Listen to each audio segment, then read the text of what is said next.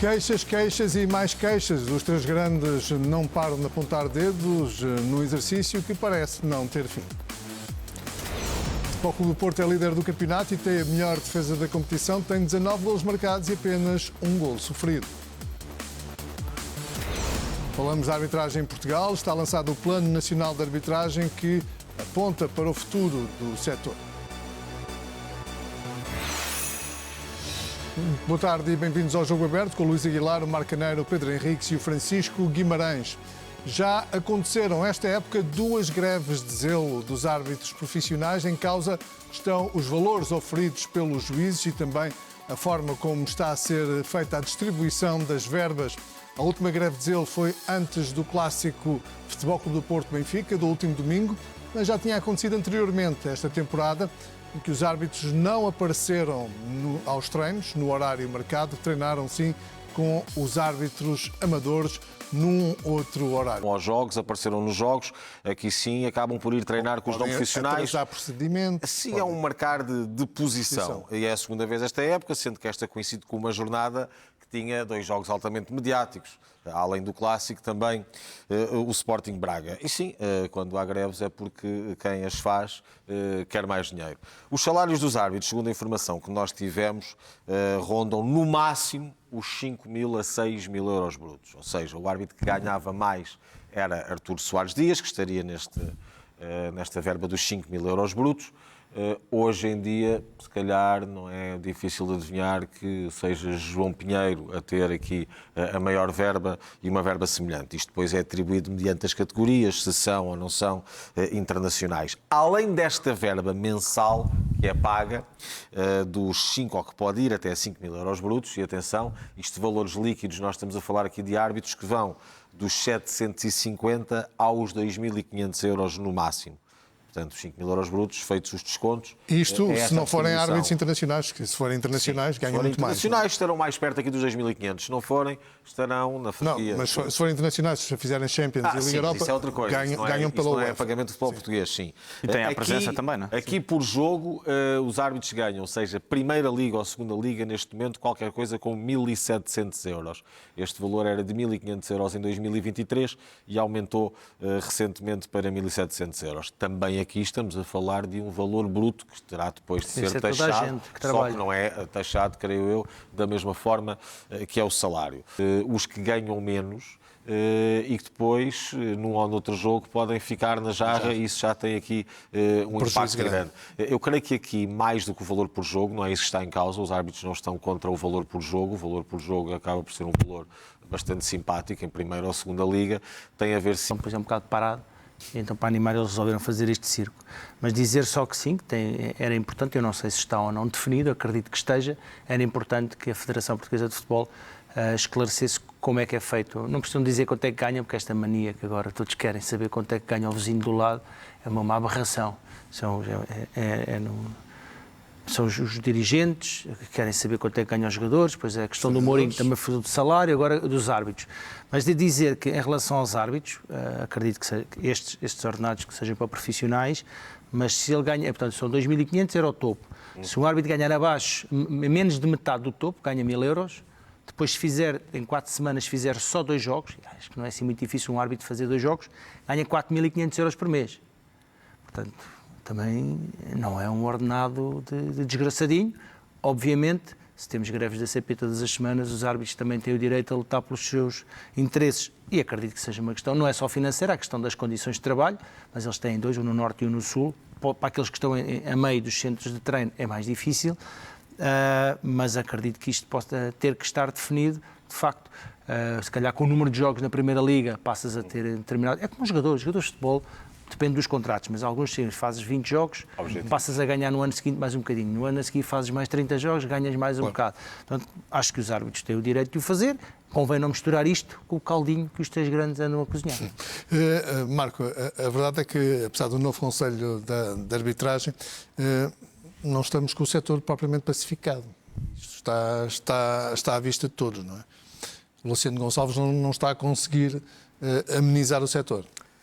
Boa tarde a todos, boa tarde lá para casa. Sim, não está. Eu acho que existem aqui 1 ou 2 pontos que são importantes até perceber, porque estamos aqui a debater algo que, obviamente, os árbitros têm o total direito, é perceber, primeiro, se esta greve de zelo, se houve aqui alguma comunicação prévia por parte dos árbitros à entidade empregadora, que é importante essa comunicação, e quando dessa comunicação prévia é também importante perceber qual é o objetivo, qual é a comunicação, o que é que pretendem.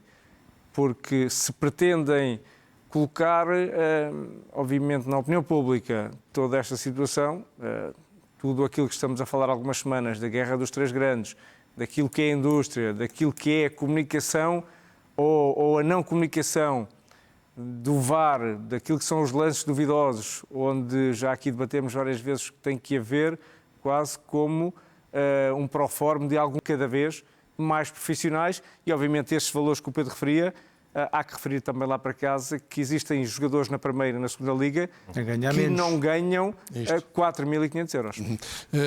Francisco, estávamos à espera que, eventualmente, com o novo Conselho de Arbitragem, as questões estivessem mais apaziguadas. Parece que isso não está a acontecer.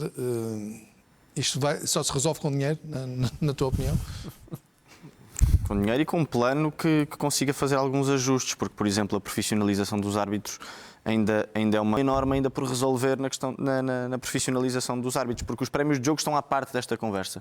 O que se trata aqui, relativamente a esta greve de zelo, tem a ver com o salário que é pago aos árbitros, ou que neste caso não é pago ao árbitro, porque o enquadramento da profissionalização dos árbitros... É componente fixa e não o componente variável. E deixa-me só meter aqui uma graçola, o prémio de jogo, o jogador só ganha se ganhar o jogo, o árbitro se não apitar bem ganha o prémio na mesma. Sim, é a presença no fundo. Exato. É a presença.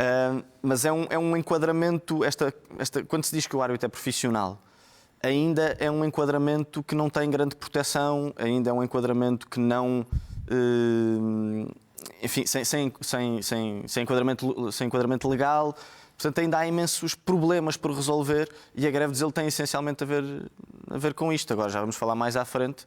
Há muito por fazer e há um enorme problema que já vem desde trás e que não vai ser resolvido assim imediatamente com a apresentação de um novo plano de arbitragem. Luís, vamos tocar aqui num ponto. Estas duas greves de zelo aconteceram no futebol masculino profissional. Os valores são estes que nós aqui demos, os tais 750 a 2.500 euros limpos de salário, com os prémios a rondar os 1.700 euros por jogo, que já agora também não serão limpos estes 1.700 euros. Ninguém ganha limpo.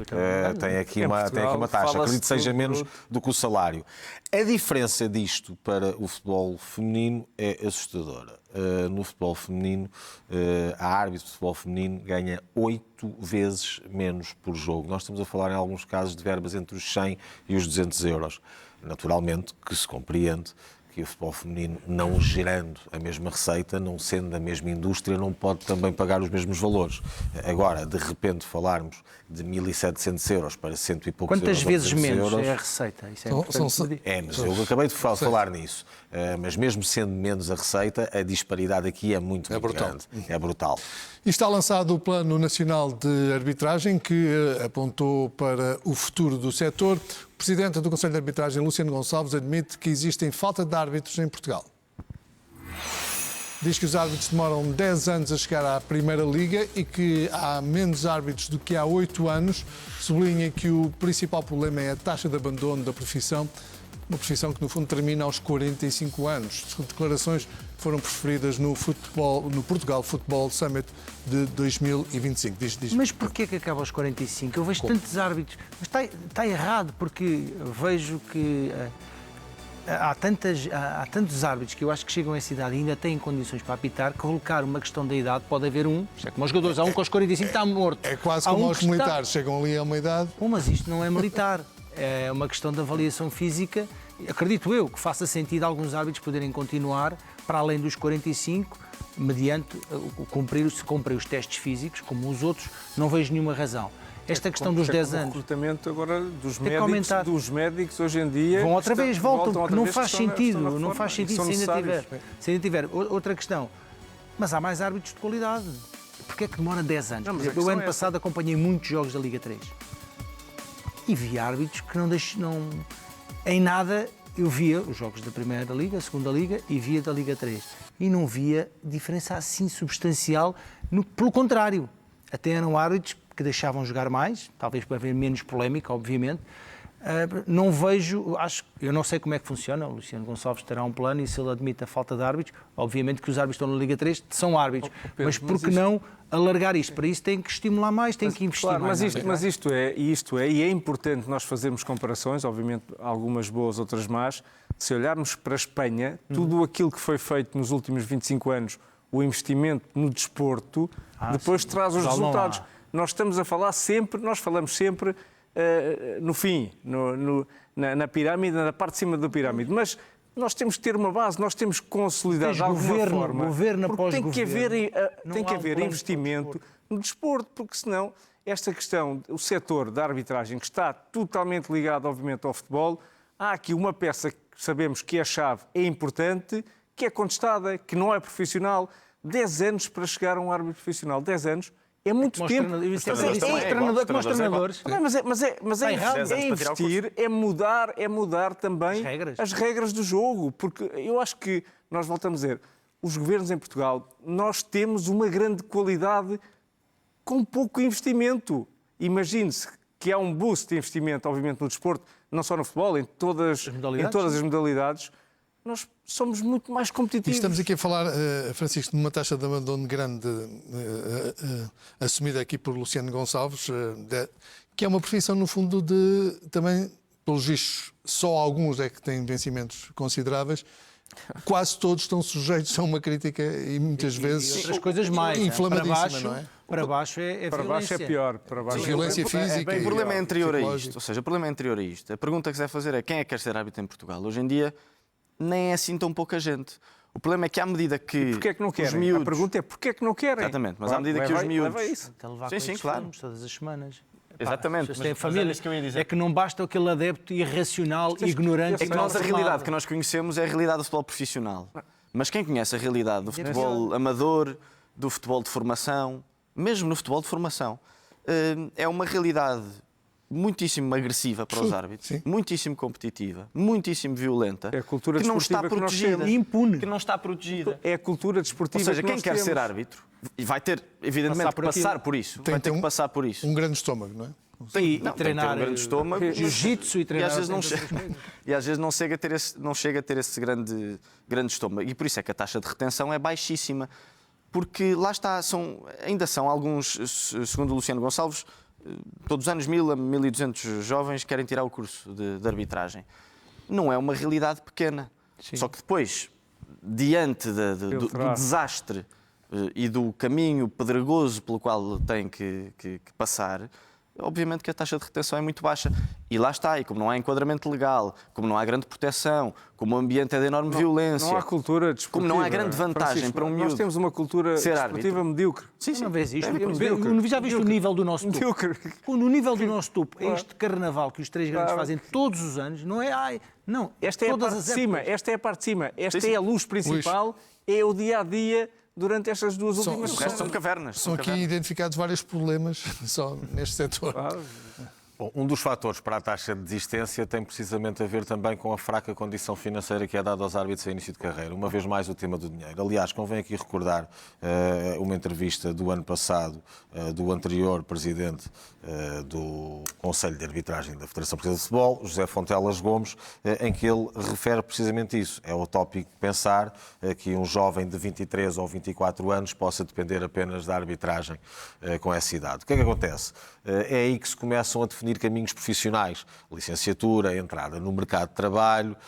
Esses primeiros anos do mercado de trabalho são anos de instabilidade, são anos em que é preciso também dar mais atenção ao mercado de trabalho. E depois os anos bons podem ser muito curtos. Uma carreira que vai para lá... Oh, Pedro, eu estive calado e sou rápido. E para lá disto depois tem que fazer aqui o seu plano de carreira.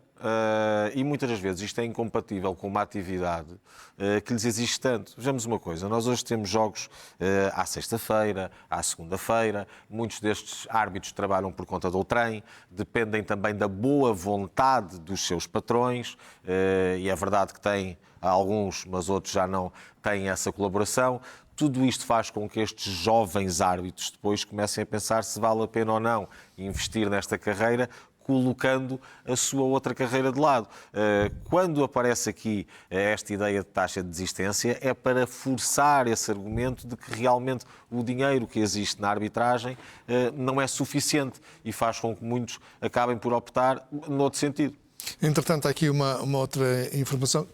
Sim, é porque eu quando estive na formação da Federação, da questão dos árbitros, que fizeram para comentadores e jornalistas sobre as novas regras, o que é que as indicações aos árbitros, o Duarte Gomes falou na questão que tem esse projeto, eu não sei como é que ele está, sobre criarem como se fosse uma faculdade, uma universidade que permitisse aos árbitros também terem uma evolução e essa questão da carreira. Eu não sei, acho que era interessante se calhar o Duarte Gomes vir até nós para falar o que é que está a ser feito, apresentar esse projeto, porque também é importante que eles falem. Esta lei da rolha não funciona. Nós temos em Portugal as escolas profissionais, tem que haver um boost. Se há falta, obviamente, tem que haver um boost. E nós em Portugal, obviamente, temos déficit em tudo e não vamos falar na questão social dos médicos, dos enfermeiros, de tudo aquilo que é também importante. Agora, este setor, o futebol, é um setor muito importante. Eu não sei se também esta reivindicação tem que ver ainda, não sei se a Federação Portuguesa já elaborou tudo aquilo que é o orçamento para todo o próximo ano,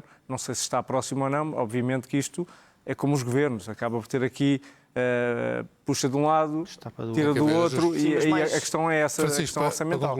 Mais do que a questão orçamental, ou seja, além da questão orçamental, que é fundamental, já aqui foi falado por todos nós, tem a ver também com o tal enquadramento de proteção que o árbitro tem que ter, porque um árbitro deixa de trabalhar, deixa o seu emprego normal, digamos assim, para ser árbitro. Pode, eventualmente, não ser um árbitro profissional, mas deixa o seu anterior emprego. E a partir do momento em que não está enquadrado com matéria legal que o proteja, no caso de se lesionar, por exemplo, não tem nenhuma... Claro. Tem um valor pago por jogo, mas se deixa de fazer jogos... Não tem nenhuma salvaguarda? Não tem nenhuma salvaguarda.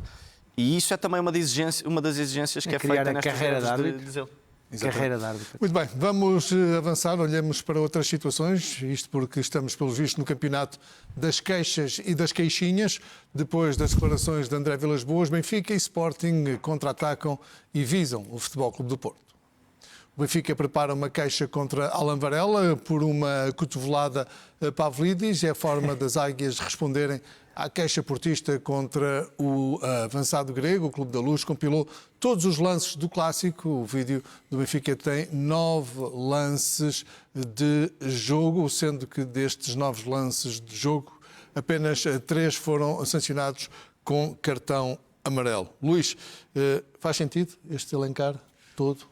Nada disto faz sentido, para começar, mas é uma resposta ao que Vilas-Boas disse, que o Porto iria avançar, ou já terá mesmo avançado, com uma queixa contra Pavlidis por jogo violento. Já ontem aqui eu tinha dito, se o lance de Pavlidis é um lance para vermelho, e admito que em alguns campos possa ser, já vi jogadores serem expulsos assim, então com esse critério tão apertado, também assistiram, não 9, com certeza, mas pelo menos 2 lances que poderiam dar segundo amarelo aos jogadores do Porto. Agora, eu recordo-me que nestas pausas de seleções havia algo muito positivo. Os jogadores iam representar os seus países, não estavam sob a alçada dos seus departamentos de comunicação, não estavam amordaçados pelos seus departamentos de comunicação e davam entrevistas sobre aquilo que tem sido a sua época, onde estavam nos seus clubes. Agora são abafados pelo barulho e pelo campeonato das queixinhas. Já ontem aqui eu disse, isto mostra realmente as duas forças do futebol português a puxarem em sentidos completamente opostos. Porque tivemos uma gala da Federação a premiar os melhores do futebol português, temos neste momento um evento a decorrer com temas muito importantes relacionados com o futebol, desde a área técnica aos jogadores no Futebol Summit, e em simultâneo comunicados, queixas de arbitragem, queixas contra jogadores, queixas de presidente contra presidente, o que era uma luta de 1 ou 2, agora é de 3 ou 4, e isto vai-se alastrando, como tudo o que é mau, como todos os vírus, todas as doenças, espalha-se mais rápido do que aquilo que é bom. Portanto, este é o momento da silly season, e peço desculpa por utilizar a silly season numa paragem de seleções, mas é mesmo assim, há menos jogos, e está a ser aproveitado por estas pessoas que depois vão para estes mesmos eventos falar da indústria, da necessidade necessidade do negócio, de ser um negócio sério, de ser um negócio mais vendável, enquanto andam aqui a trocar farpas de lances de penaltis. Já lá vamos à questão também do Sporting e da queixa contra André Vilas-Boas, mas Marco, ontem nós terminámos o programa, logo a seguir apareceu o tal vídeo feito pela comunicação do Benfica, com vários lances parados por Calimeros. Ou seja, nós estamos aqui ao nível num nível mais primário da comunicação. Estamos a um nível muito baixo, estamos a um nível que, de certa forma, eu sinto vergonha alheia pelo passado, obviamente, dentro das 4 linhas, porque nós estamos a entrar numa zona comunicacional que só desrespeita os espectadores, os adeptos, os sócios. Isto não faz sentido. Obviamente que existem faltas, existem lances.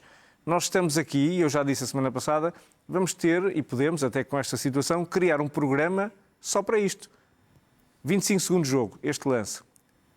1 minuto e 20, este lance. Existiram coisas parecidas. 2 minutos e 30, um lance na área, o braço está aberto, está fechado. Mas parece que e depois estamos há outra situação. 2016, João, deixa-me só, eu termino rápido, deixa-me só dizer. Há outra situação que é, vamos ver ainda, os clubes, não sei se é permitido ou não, os grandes, vão começar a colocar microfones à volta das 4 linhas e vamos falar também das agressões verbais, que também são possíveis e talvez os clubes vão começar a trabalhar essa situação. Já E isto é entrar numa zona. Eu entendo que há rivalidade, que estamos no princípio, que hoje em dia a questão financeira de uma Liga dos Campeões é muito importante, mas estamos a passar para além daquilo que em minha opinião, obviamente que é em minha opinião, aquilo que é o bom senso da rivalidade entre os clubes. Francisco, é pouquinho aquilo que se está a ver? Não é pouquinho, abrimos a caixa de Pandora do delírio. Enfim, abrimos, eu estou a falar no plural, mas eu não tenho responsabilidade nisso, pelo menos por enquanto. Há aqui uma coisa que me faz muita confusão. É que o Luís elencou uma série de questões que me parecem importantes, que ao mesmo tempo que estão a decorrer eventos e cerimónias, vemos os presidentes e os dirigentes com este tipo de declarações e com este tipo de... Que também participam já agora nesses eventos e cerimónias. Sim. Com outro tipo de discurso. Sim, o que é bastante irónico. E, portanto, parece que há uma realidade que é uma realidade penosa, frágil, deprimente, que é a realidade, infelizmente, em que nós vivemos, e o mundo da Alice no País das Maravilhas, que é o mundo do Football Summit, que é o mundo da Gala da Federação. Eu vou para lá daqui a bocadinho, espero não ser barrada à entrada. Mas essa realidade na qual nós vivemos tem que ser encarada por esses Nós só vendemos a penosa. Nós vendemos a penosa neste momento. Aí é que está. Nós vendemos, e estás de acordo? Nós vendemos a penosa, nós não vendemos a outra. Mas a realidade, que infelizmente, como estamos aqui a dizer, é penosa, tem que ser encarada de forma séria, de forma honesta e de forma equilibrada, não só pelos dirigentes, que não estão à altura neste momento do seu cargo, os 3, os 4, porque António Salvador também já se meteu ao barulho, com mais suavidade, mas também se meteu ao barulho, e também não está a ser encarada... Já agora era bom ouvir Pedro Proença também. Não? Lá está, e não está a ser encarada com coragem pelo Presidente da Liga e pelo Presidente da Federação, que parece que se demitem neste tipo de casos, quando a polémica fica no centro da discussão. E muitas vezes são visados. E isso é de uma falta de coragem atroz, que deve ser rapidamente corrigida, e ainda não vimos grande... Sim, mas, por exemplo, falavas de António Salvador, que teve concordo, foi uma intervenção mais suave na comparação com estas, mas quis aparecer também quase com autoridade moral. Sim. Quando nós olhamos para aquilo também que tem sido o histórico do Braga nesse tipo de queixas, e não é nada diferente do que está a acontecer, poderá ter menos amplificação, porque é o Braga, ou se calhar aproveita mais os momentos em que joga com os grandes, porque também sabe que aí tem mais palco. Portanto, é isto que vemos, ou uns a criticar, os que criticam quando já o fizeram ou preparam-se para fazer, e atenção, não há muito tempo nós ouvimos André Vilas-Boas a ter essa autoridade moral quando os outros referiam às arbitragens, e agora, em 10 minutos de stand-up, acabou por tocar nos pontos todos, tocou não os são seus os 10, hitos mas todos. São 7, São 7, e depois o resto é o encore. Há ali 3 que ele tem razão. Exato. Pedro, parece que não há muitos adultos na sala? Nunca houve, na verdade. Quando eu vinha aqui dizer que estar a ouvir Varandas, ver Varandas, que era médico, era militar e está no futebol. O Rui, que era jogador e está no futebol. O Vilas Boas, que era treinador e está no futebol. Estar a ouvi-los a eles, ou estar a ouvir o João Bartolomeu, o Pimenta Machado, o Major Valentim Loureiro, o Pinto da Costa, o Vieira, por aí afora. O que podes dizer? Há aqui coisas que são diferentes. Mas nesta questão do futebol e dos árbitros e das caixinhas, bem, agora ainda é pior, se calhar eles tinham tinham outros valores. É verdade que metiam não uma pata havia na tanta, poça. a comunicação era outra, não é? Sim, Para era fora. outra. E, portanto, quando eu estive aqui a dizer que infelizmente havia o funcionário Marques e mais o outro baixinho do Sporting, não me recordo, Será? que aqui foi no tempo de lixo do futebol português, de repente os discípulos apareceram, não sei se são filhos ou não, e vem outra vez o nível lixo, tóxico, só falta meter aquilo tóxico. E vem este tipo de fantochada. E, portanto, na verdade, isto para seres grande, não basta dizer que és grande. Eu não sei se o Bayern Munique, o presidente do Bayern Munique, eu não sei, e o CEO, eu não sei se eles fazem estes figurões. Mas eu custa-me, eu não sei se o Real Madrid, o Barcelona e o Atlético andam sempre neste carnaval. Eu não me lembro de ver isto. Eu não sei se na Premier League fazem este carnaval.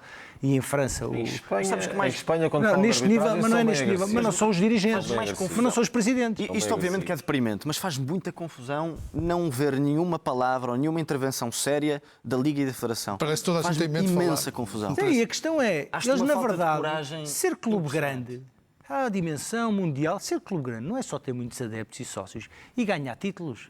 É ter um comportamento De grande.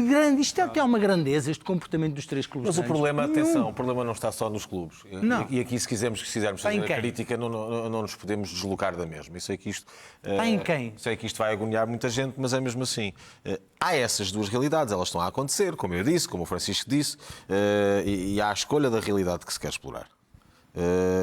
E na nossa forma de ser e de estar, muito latina, há uma tendência maior para ir para a polémica do que para o resto. Atenção. E em explorar isso. É verdade que são presidentes de clubes grandes, que são os clubes mais representativos, mas não há notícias. Isto não é nada de novo. Eles não estão a trazer nada de novo para cima da mesa. Estão a trazer queixas. Eu sei, eu percebo, tenho que ser interrompido já. Eu estou a dizer, não é propriamente simpático. Eu percebo que tenha de haver isso. Não é isso, é mesmo tempo. É mesmo tempo. Mas acho que essa reflexão tem que ser feita por todos, muito sinceramente. Ainda por cima vou Eu falar não de faço. coação. Eu não tenho nenhuma responsabilidade no comportamento dos três grandes. Vou falar de coação e tudo agora. O Sporting faz queixa de André Vilas-Boas em causa as acusações de coação sobre os árbitros. Segundo os Leões, as declarações atentam contra a honra e a reputação do presidente Frederico Varandas e do clube. André Vilas-Boas diz que o VAR Tiago Martins foi afastado dos grandes jogos desde a final da Taça de Portugal e deu o exemplo do VAR do Clássico Bruno Esteves como um prémio à mediocridade. Entretanto, o Futebol Clube do Porto já avançou com uma queixa formal para o Conselho de Disciplina da Federação Portuguesa de Futebol. Os Dragões acusam Pavlidis de agressão a Gabri Veiga. Pavlidis pode, por isso, ficar suspenso até 4 jogos. Em causa pode estar o artigo 154 do Regulamento Disciplinar, referente à prática de jogo violento e outros comportamentos graves. Francisco, acreditas que isto vai dar alguma coisa? Relativamente ao lance entre Pavlidis e Gabri Veiga? Eu acho que eu espero que não dê, sinceramente espero que não dê e sinceramente espero que não se leve muito a sério esta queixa. Enfim, tem que ser resolvida com todos os seus trâmites legais e com todo esse seu enquadramento, mas espero que não dê grande coisa. Primeiro porque o lance em si já foi aqui dito até ontem pelo Pedro, segundo a avaliação de variedíssimos árbitros que escrevem nos jornais, é um lance que ou não é avaliado ou é puramente subjetivo, e tendo em conta que é um lance puramente subjetivo, não merece uma queixa a posteriori, ainda por cima depois do jogo ter acontecido, ainda para mais um jogo sem grande... Enfim, um jogo que não deve ser recordado pela qualidade exibicional das equipas, antes pelo contrário. E ainda para mais, porque o Porto não está à procura de fazer justiça neste lance. O Porto está à procura de justificar um empate, de justificar o primeiro mau resultado, de justificar alguma coisa que não tem propriamente a ver com o jogo em si. Eventualmente tirar um jogador Tirar um jogador ao Benfica durante 4 mais jogos. isso, ou seja, o Porto está à procura... É mais isso, não é? O Porto está à procura de retirar outro tipo de dividendos e não está propriamente a tentar fazer justiça, porque o Porto, se estivesse à procura de fazer justiça no futebol português, estava a reger-se por valores muito mais... estava a reger-se com coisas que são verdadeiramente prioritárias, e esta cotovelada está longe de ser a prioridade. Pedro, já ouvi ontem a tua opinião relativamente a este lance Pavlidis, relativamente agora à nova queixa do Sporting contra André Vilas-Boas, honra e a reputação estando em causa. Vês isso? Eu tenho 4 filhos que fazem menos queixinhas do que os 3 clubes grandes em Portugal. Isto é uma coisa tão ridícula. É a queixa de um, depois é a queixa do outro. Isto não faz nenhum sentido. O Sporting estar a fazer queixas, o Porto estar a fazer... Eu pensava que já não estávamos nesta. O jogo acabou. Este lance do Pavlidis, ainda que fosse, para muita gente, pode ser um lance para cartão vermelho. O árbitro não considerou, o VAR não considerou. Eu já falei ontem aqui o painel do jogo, os 3 árbitros, que normalmente são mais ligados ao Porto, não tem mal, há outros que podem... Jogo o jornal. Sim, o jornal, o jogo, nem sequer viram o lance, ou viram ou não acharam importante. Terá sido alguém das redes sociais que mandou e então foram ver e agora vamos... Porque quando o jogo acabou, falou-se na questão do penalti e eu não vi nada sobre esta questão do Pavlidis. E agora, a posteriori, lembraram-se. E depois o Benfica enumera ali uma série de coisas, sendo que o mais grave de todos é uma pisadela do Varela. Essa é um pisão que, do meu ponto de vista, pode ser cartão vermelho. Mas não foi. Agora o Benfica vai fazer queixa de levou amarelo, devia levar vermelho. Não deu. O árbitro em campo não teve essa percepção. Para o árbitro, aquilo não é um lance para cartão vermelho. E pronto, e segue. E nós andamos sempre nisto. E depois é o Sporting que apresenta a queixa. Agora o Benfica, depois o André Vilas-Boas fala dos salários. Agora o Benfica veio dizer que os salários não são estes. E andamos aqui num carrossel de coisas ridículas sobre uma questão que era importante. Ok, avaliar. O árbitro cometeu um erro. Ok, cometeu um erro porquê? Qual foi a avaliação que o árbitro teve? Isto é importante. O Goal Point hoje mete uma notícia.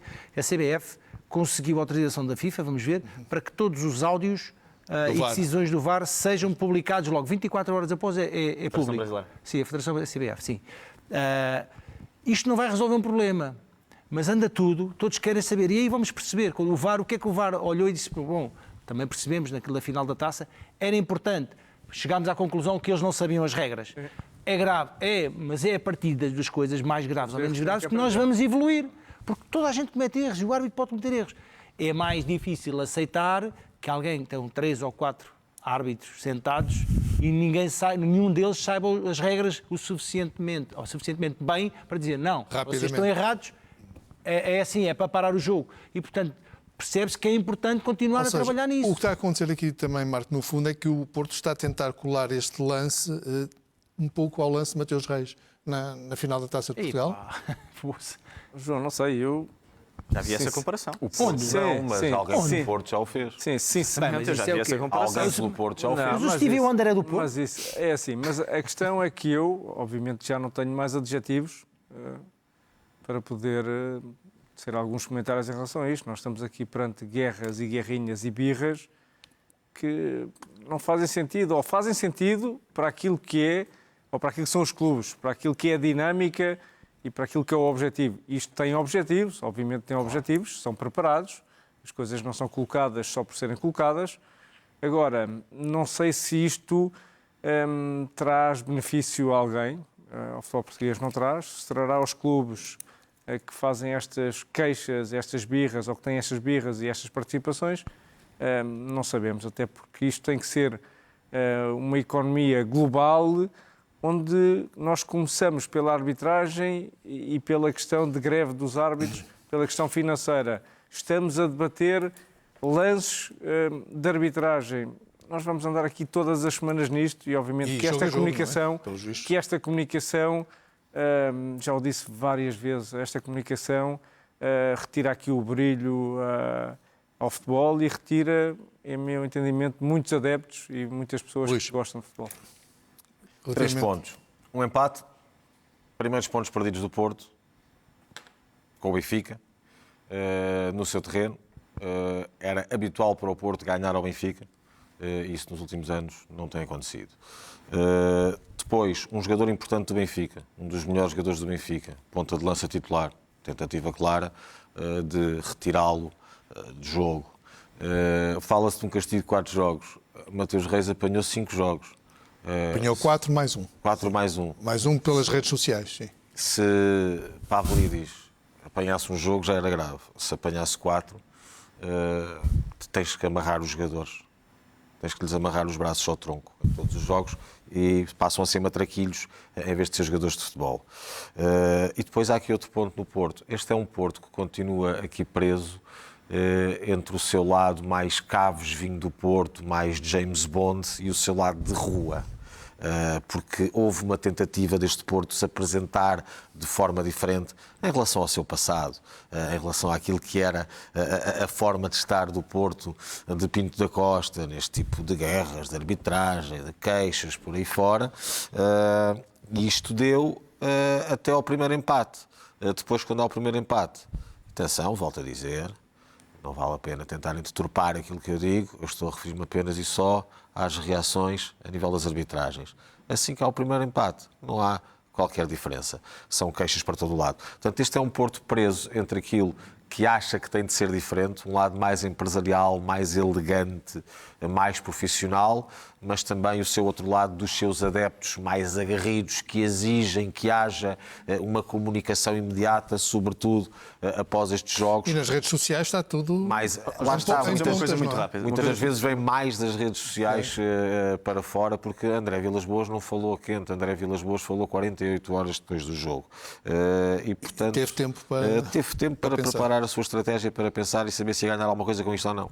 Deixa-me só dizer uma coisa que me parece muito importante. É quando for necessário um regresso a uma postura institucional por parte dos três grandes e quando for necessário para fazer reformas no futebol português, para se sentarem à mesma mesa, coisas que já aconteceram no passado até com estes intervenientes, vamos lá ver se estas pessoas vão ter a seriedade e a postura necessária para que isso aconteça, sim. Porque isso sim é o que me parece que é mais importante de tudo. Fingem que não aconteceu nada, que é o que têm feito. Sempre. Mas espero que pelo menos haja essa postura institucional que acho fundamental.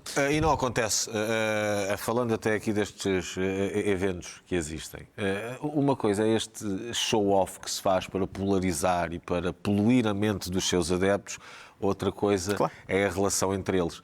E qualquer pessoa que já esteve presente nestas situações... Mas relação que já esteve cortada várias vezes, não é? Sim, mas não é o caso agora. Vê que as relações... Que dão-se todos muito bem. Dão-se todos muito bem.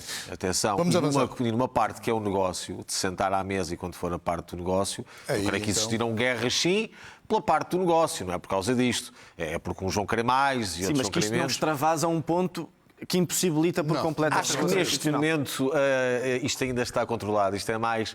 Todos sabem que estão a fazer sim, propaganda. Luís, mas até... Eu também não estava à espera que isto acontecesse. Eles todos sabem... Pode escalar para... Por acaso não é assim tão surpreendente. Nunca tiveram uma visão corporativa, não é assim tão portanto, surpreendente. É cada um por si. Muito bem, vamos avançar e afinal, qual é o teto salarial do Benfica? Ora, o Jornal Record diz que o teto salarial são 4 milhões de euros por ano. A questão surge após André Vilas-Boas ter dito que vários jogadores do Benfica recebem mais de 8 milhões de euros por época. São assuntos normalmente pouco claros, apesar dos relatórios e contas, onde, por norma, Luís, só aparece aqui o bolo total dos vencimentos. Não há aqui uma discriminação per capita. Não são 4, são 5. Falo de valores brutos, naturalmente. Coxo, por exemplo, tinha um salário superior a 2,2 limpos. No Benfica. Isto também estava muito associado ao facto de, quando foi contratado, ser o jogador mais caro não só do Benfica como da própria Liga Portuguesa. Seja como for, bastante distante dos tais 8 milhões que André Vilas-Boas disse. Mas André Vilas-Boas disse, atirou para o ar, uma daquelas tentativas. Será que atirou mesmo para o ar ou será que sabe mais alguma coisa? Pode saber alguma coisa, porque imagina, isto, porque às vezes tu fazes, tens salários, tens um salário, tens um prémio de assinatura. No prémio de assinatura, no fundo, é dares mais dinheiro por mês, encapotado de outra forma. É como acontecia com o Otávio, que esse sim estava muito acima dos 5 milhões a temporada e acima de qualquer teto salarial do futebol português. 8 milhões brutos, e atenção, o que André Vilas-Boas disse foi: o Benfica tem vários jogadores, não é só um, tem vários. Sendo que o vários dá para muita coisa, não é? Vários dá para 2 e dá para 10. A ganhar 8 milhões. É um disparate, atenção, mesmo que tivesse, isso não era um assunto do Porto, Acho muito difícil que algum dia um clube português seja sustentável neste modelo de negócio que tem, nesta liga que tem, a pagar 2 ou 3 salários de 8 milhões brutos aos seus jogadores. Não me parece que isso vai acontecer, mais ainda com uma liga, com uma centralização que se calhar não vale 150 milhões, quanto mais 300 milhões de euros, mas isso são assuntos para outras núpcias. Como tal, é um valor disparatado, mais numa ideia de dizer, ok, o Benfica pode ter uma massa salarial superior à do Porto. Acredito que sim, acredito que tenha, até porque trazia jogadores já de salários mais elevados. Agora, não anda muito longe. Se o Benfica tem 5, o Porto terá 4, até porque o Porto aumentou a sua massa salarial neste mercado. Marco, porquê é que achas que o Vilas Boas foi tão específico com este número? Mais de 8 milhões. Não sei. Eu acho que quando nós nos referimos ao teto salarial, obviamente as contas que fazem é do relatório de contas que vem a totalidade. O Pedro referiu isso mesmo. Há jogadores que têm objetivos obrigatórios. Só por permanecer no plantel tem um salário de, imaginemos, 3 milhões brutos e por permanecer no plantel tem mais 1,5 ou 2 em objetivos, que é o acordo que é feito. Nós não conseguimos saber. Eu acho que o único que sabe é, obviamente, o presidente, o agente do jogador e o jogador. Os outros jogadores também não sabem, porque tu podes ter objetivos dentro do próprio salário e claramente aqui... Ou seja, por norma nem é um assunto falado dentro dos jogadores. Mas eles falam. Normalmente fala-se, mas há outra situação. Depende, imaginemos que há uma transação, 20, 30 milhões, o jogador é comprado.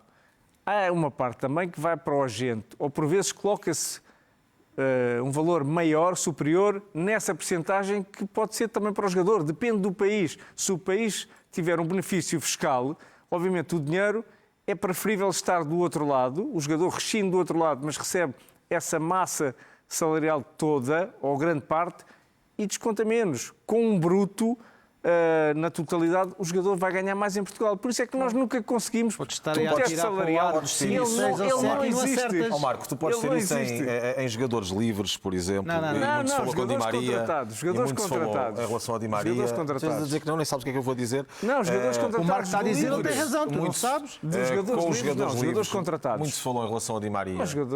Na altura, Di Maria veio livre para o Benfica e falou-se que tinha um prémio de assinatura de 10 milhões de euros e depois, além disso, entrava no volume normal do Benfica, de 2,5, 2,6. Não sei se esse valor... Esse valor entra, contabiliza para o salário. Não sei se esse valor era real ou não, na altura falou-se nisso, eu creio que o Benfica desmentiu que o prémio de assinatura de Di Maria era tão alto. Agora, pode acontecer um ou outro salário mais elevado com os jogadores livres. Quando há contratações aqui de jogadores... 27 milhões, 30 milhões de euros, em cima disto um clube português vai pagar, sendo jogadores que não estão ao abrigo de programas de regressar, como era o caso de João Mário e de outros. Vamos imaginar um Richard Rios desta vida. 27 milhões de euros, vinha a receber 4 milhões limpos, 8 milhões brutos. Não está ao abrigo de nada, não é? O Benfica teria que lhe pagar 8 milhões brutos, mais a esse, mais a outro. Quer dizer, não é preciso ser nenhum gênio em matemática para se perceber que isso são contas absolutamente insustentáveis, não são reais para o futebol português.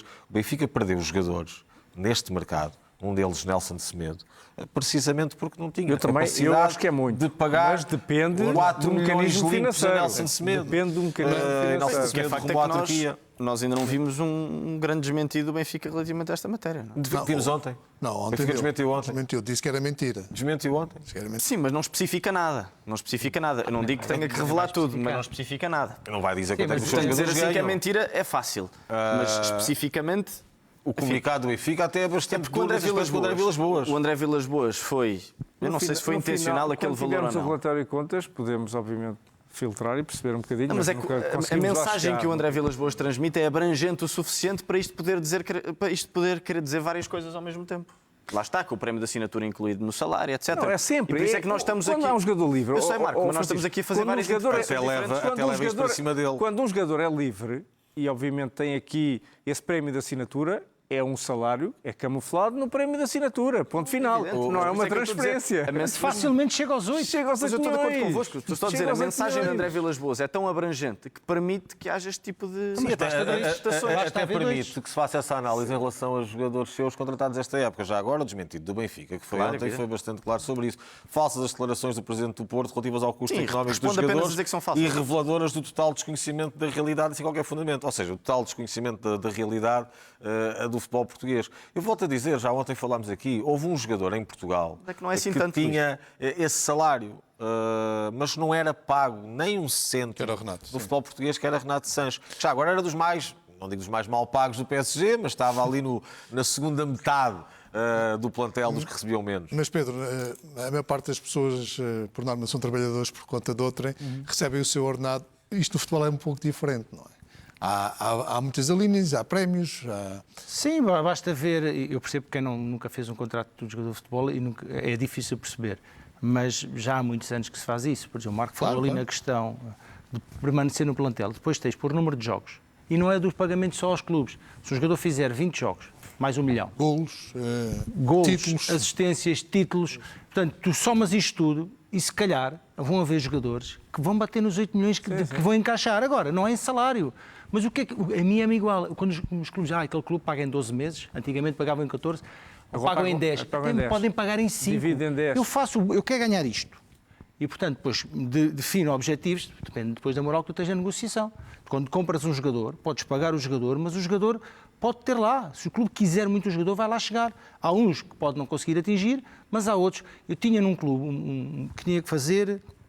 Tinha um prémio que ao fim de 15 jogos tinha que receber mais X. Jogasse ou não jogasse. Portanto, se eu jogasse, recebia. Se eu não jogasse, os jogos passaram, eu recebia na mesma. Portanto, isto agora depende das condições, mas nós em Portugal temos uma régua. Isso é para os clubes justificarem os pagamentos. Gostamos de saber, eu é que acertei, eu é que sei. Agora o jornal diz que é 4 milhões. E nós é que sabemos. Depois vem outros, não, eu sei que é isto. E depois tu por trás vens saber que afinal o jogador não ganha aquilo, ganha mais. Mas por isso é que eu acho que a declaração de André Vilas-Boas pode não ser tão estapafúrdia como nós estamos a dizer. Mas não tem interesse nenhum. O que é que interessa? Isso não interessa. Não tem interesse. Qual é o problema? O Benfica até podia pagar 10 milhões a um jogador. É o Benfica que paga. Não é o Porto. Se paga é porque pode pagar. Às vezes não pode e ficam a dever, mas pronto, olha. Mas podem ter fundamento. O ponto é que podem ter fundamento. Mas fundamento em quê? O fundamento é o Benfica que paga. Se pagar 10 milhões, o fundamento aqui não conta. O Benfica reage a dizer que não há fundamento, mas se calhar há. É que são tão abrangentes que permitem várias interpretações. Mas também não pode abrir, também não deve abrir o flanco. Não deve fazer muito tempo com isso. Eu vou pagar 4 milhões a sua folha salarial. O Porto, quando diz que o Benfica tem jogadores a ganhar 8, vai dizer os nossos ganham isto. Claro que não, isso é apenas para criar isto, para criar estas ondas de seleção. Não é dinheiro público. Tanto o Porto como o Benfica como o Sporting, isto é uma informação, quer dizer, não está escondida. Isto depois quem quiser lê, informa-se ou não. Já perderam jogadores por não poderem chegar a valores de 3,5 limpos, 4 limpos, que são impraticáveis para aqui. O último do Benfica foi Nelson Semedo. Nelson Semedo foi para o Fenerbahçe a ganhar pouco mais de 4 milhões limpos. E o prémio o Benfica não conseguia, além do prémio de assinatura. Então, mas isso entra no salário. Isso além do prémio de assinatura. Além do prémio de assinatura. É o que eu estou a dizer. Em cima disto. Imagina, mas mesmo 4 milhões limpos, o Benfica não podia chegar aí. Pronto, um jogador como o Nelson, não. Não podia chegar a esse valor. Portanto, perdeu aqui vários jogadores, como o Sporting já perdeu, como o Porto já perdeu. Quando se fala de 8 milhões, estamos a falar de jogadores que ganham à volta disso, 4 milhões limpos. E isso é impraticável para o futebol português. Obviamente que interessa a André Vilas-Boas isto. Reparem, nós estamos aqui a falar há 10 minutos de uma coisa que ele atirou para o ar. Que ele tirou para o ar para dizer que no Benfica se paga muito e que o futebol não é consentâneo com aquilo que os jogadores recebem. Mas achas que o número foi ao calhas? É esta a realidade. Disse 8 como pode dizer 10. Não sei, tenho dúvida. Disse 8 como pode dizer 10. Eu sei que o jogador que mais dinheiro ganhou no futebol português, é verdade que isso não foi com André Vilas-Boas, mas foi um jogador do Futebol Clube do Porto. Foi Otávio. E vamos fazer uma pausa e a seguir falamos do Futebol Clube do Porto e da verdadeira muralha defensiva que tem tido esta época. Até já. Seja novo, bem-vindo. O Futebol Clube do Porto é líder do campeonato e tem a melhor defesa da competição. Trata-se de uma verdadeira muralha defensiva da equipa de Francesco Farioli. Só sofreu um gol na Liga frente ao Sporting e foi um autogol. Nas competições europeias sofreu um gol frente ao Estrela Vermelha. Ao todo, são 22 golos marcados e apenas 2 golos sofridos. Diga-se que Farioli, no Nice, também tinha a melhor defesa da Liga Francesa. Para muito tem contribuído, Francisco, esta dupla polaca, Bednarek e Kivior? Sim, mas não só. O momento defensivo do Porto começa na pressão que conseguem fazer. E essa é talvez a grande transformação relativamente à época anterior, em que Anselmi não estava a conseguir que o Porto fosse uma equipa pressionante, não fosse uma equipa, não conseguia que o Porto fosse uma equipa que conseguisse ganhar a bola em zonas adiantadas e Farioli está a conseguir fazer isso. A linha defensiva tem sido uma linha defensiva super bem trabalhada, com belíssimas contratações, é fruto de um grande mercado que o Porto fez, mas é o último reduto do momento defensivo do Porto, que é todo ele muito complexo e completo e, como disse, muito agressivo, com muita pressão, e é uma pressão que é feita em zonas geralmente adiantadas, portanto é uma pressão que é feita para ganhar a bola no meio campo do adversário, e essa tem sido bastante eficaz e talvez seja a grande força do Porto. E Pedro, os dados indicam que os adversários do Porto rematam por norma a 20 metros da baliza. Sim, olha, fico deliciado por então começarmos a falar de futebol. E sim, esse é o grande mérito. Estatísticas. Não, mas o futebol mesmo é olhar para o jogo e é importante. Que o Porto tem uma nuance e fez contra o Benfica, que o Porto é verdade que tenta pressionar muito alto e muito forte, e quando essa pressão é batida eles têm um número de faltas também elevado, se comparares com os adversários até mais frágeis, e isso faz parte de uma estratégia de quem pressiona alto. Depois tem outra variante que é quando a pressão é batida, eles juntam uma linha de 5, o Varela vai para normalmente nem é para o meio dos dois centrais, depende da zona que ele quer, até fica mais à direita, faz uma linha de 5 e depois tem os 4, tem 2 extremos que pedalam para a frente e para trás, sejam eles quais forem, o Borja, seja o PP ou seja o Alião, vêm mesmo, tem um ponta de lança que também dá condição, o Gabri é um bocadinho menos, mas ainda assim é uma equipa em que não há ninguém que não reaja à perda da posse da bola. Tendo também centrais com qualidade e laterais também com alguma qualidade, tem isto uma grande virtude, e já falámos aqui, o Benfica não conseguiu criar uma oportunidade de golo clara, criar, não é... E isso é revelador da qualidade do trabalho. E houve uma altura na segunda parte em que o Benfica conseguiu ter a bola no meio campo do Porto e tu vias que o Porto baixou todo, organizou-se, não entra, não há espaço. E isso tem acontecido com quase todas as equipas contra quem o Porto joga. Para mim, muito pouco. Sim, claro, no Campeonato Português, porque aí o Porto está em grande. Marca do dia para a noite, ou seja, relativamente à última época, mas também os centrais são absolutamente novos. Sim, é um Futebol Clube Porto completamente diferente. Eu acho que é um Futebol Clube Porto que acaba por ter aqui uma defesa muito mais experiente. Esse gol sofrido no campeonato e os 19 marcados.